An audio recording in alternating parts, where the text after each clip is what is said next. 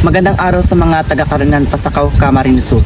Narito ang huling ulat panahon para sa bayan ng Pasakaw, Camarines Sur. Sa ngayon, inaasahan natin ang pagkakaulap hanggang sa maulap na kalangitan dito sa Pasakaw. May posibilidad din ng panakanakang pag-ulan, lalo na sa hapon at gabi dulot ng localized thunderstorm. Kaya't magdala tayo ng mga panangga sa ulan o init ngayong araw. Ang temperatura ngayong araw ay nasa pagitan ng 23 degrees Celsius hanggang 32 degrees Celsius.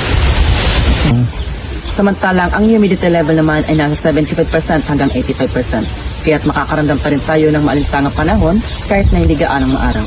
Katamtamang hangin sa silangan ang iral na magdadala ng banayad na simoy lalo na sa baybaying bahagi ng Pasakaw. Paalala, maging alerto po tayo sa biglaang pagbuhos ng ulan na maaaring magdulot ng pagbaha lalo na sa mga mabababang lugar. At sa mga malapit sa dalampasigan, banayad at katamtamang alon ang inaasahan. Kaya ligtas pa rin sa mga nais mamasyal o mangisda, ngunit doble ingat pa rin. Yan ang pinakahuling ulat panahon mula dito sa Pasakaw, Camarines Sur. Kaya mag-ingat at maging handa sa anumang pagbabago ng panahon. Mula sa Karanan, James C. Solas. Rasabel Umbaw, Ang ang inyong tagapag-ulat panahon.